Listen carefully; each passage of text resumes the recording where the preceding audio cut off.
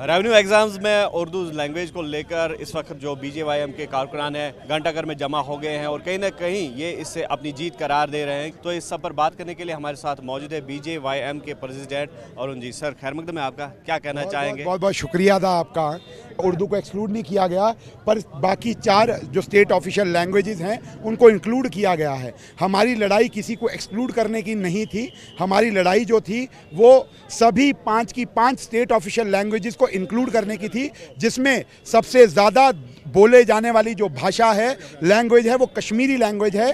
2011 का सेंसस कहता है जब 1,25,00,000 लोगों का सेंसस हुआ, उसमें सबसे ज़्यादा बोले जाने वाली जो भाषा है, 66 लाख से ज़्यादा लोग कश्मीरी लैंग्वेज को बोलते हैं और एज अ मदर टंग बोलते हैं। तो आप ये बताइए कि ये कहाँ तक जायज़ था, ये कहाँ तक जायज़ था कि जबकि 2020 का जो स्टेट ऑफिशियल लैंग्वेजेस एक्ट पारित हो चुका है, जिसके अंदर कश्मीरी, डोगरी, हिंदी, इंग्लिश और उर्दू, ये पांचों की पांचों भाषाएं हमारी ऑफिशियल लैंग्वेजेस हैं। हमने कहा कि एक भाषा को टूल बना करके, वेपन बना करके बाकी 4 भाषाओं का गला घोंटने का काम ये सरकार कर रही है। 36 दिनों से हम लोग संघर्ष करते रहे, हम लोग लड़ते रहे, हम लोग पसीना निकालते रहे। इसीलिए लड़ते रहे कि जो जितना भी एस्पिरेंट है, जितने भी नौजवान हैं, उनके साथ जाति नहीं होनी चाहिए। इस सरकार को जो आइन, जिसकी शपथ उठा करके, हल्फ उठा करके ये यहां तक पहुंचे हैं, उसके साथ न्याय करना होगा, उसके साथ जो है जस्टिस करना होगा।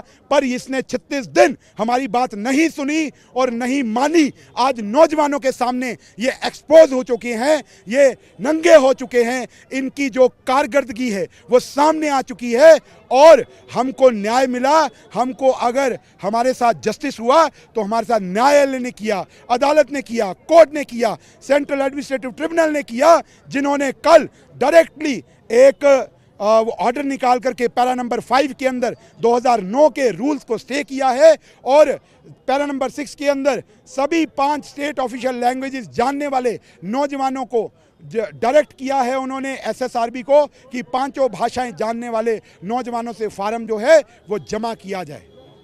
लेकिन एग्जाम्स की अगर हम बात करेंगे तो इनका ये कहना है कि उर्दू में जो रिकॉर्ड्स है, रेवेन्यू रिकॉर्ड्स वगैरह है, क्या उनको चेंज करने की जरूरत होगी, डिजिटाइज करने की जरूरत? देखिए, ऑफिशियल लैंग्वेजेस हमारी 5 हैं।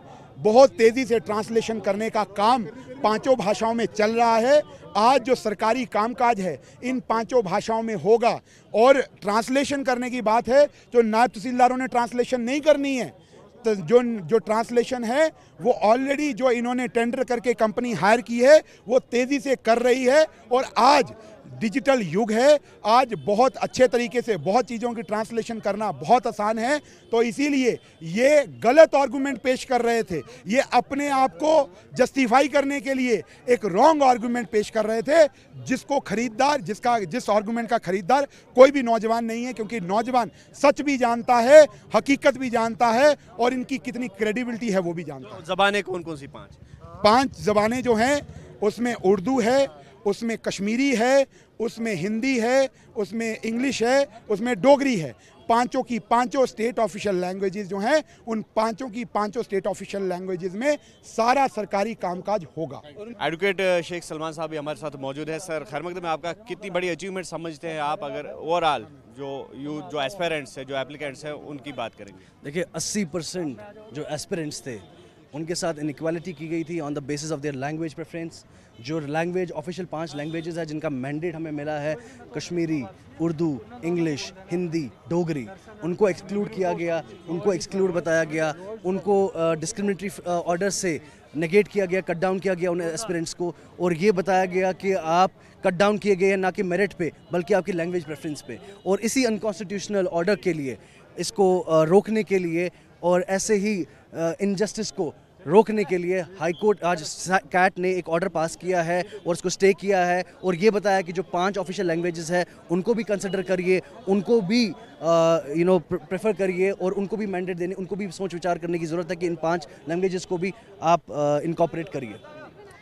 ये बताइए, जिस तरह से ये कहा जा रहा है कि उर्दू मुखालिफ एक मुहिम चलाई जा रही है, हालांकि उर्दू का एक अच्छा खासा यहाँ पे दबदबा है, ऑफिशियल लैंग्वेज रही है और जो डॉक्यूमेंट्स वगैरह है रेवेन्यू के वो उर्दू में ही है अभी तक, तो उस वाले से क्या कहना चाहेंगे आप? क्या आप ये प्रोपेगेंडा समझते हैं? क्या इसमें कोई हकीकत? देखिए, डिजिटलाइजेशन ऑफ रिकॉर्ड्स हुआ है, हर एक के लिए अपने रेवेन्यू रिकॉर्ड जो है एक्सेसिबल होने चाहिए। अगर हमारे 5 ऑफिशियल लैंग्वेज है तो आपको रेवेन्यू रिकॉर्ड जो है वो 5 ऑफिशियल लैंग्वेजेस में मुहैया कराने चाहिए लोगों को, पब्लिक को। General public should have that accessibility to their own lands, to their own house. जब आप अपने घर का रिकॉर्ड नहीं पढ़ पा रहे, अपनी ज़मीन जो आपने मेहनत से बनाई है, मुशक्क़त से बनाई है, उसका रिकॉर्ड नहीं पढ़ पा रहे, तो गवर्नमेंट को इंटरवीन करना चाहिए। गवर्नमेंट ने जैसे डिजिटलाइजेशन किया है, जैसे हमारी सरकार ने पहले डिजिटलाइजेशन किया है, एडमिनिस्ट्रेशन ने रिकॉर्ड्स को, रेवेन्यू रिकॉर्ड्स को डिजिटलाइजेशन किया और डिजिटल फॉर्म पे रेवेन्यू को लेकर आए हैं, वैसे ही और भी लैंग्वेजेस में अवेलेबल करिए, और भी लैंग्वेजेस में जो है उसको मुहैया करिए। उसकी मुहिम होनी चाहिए, उस पर काम होना चाहिए।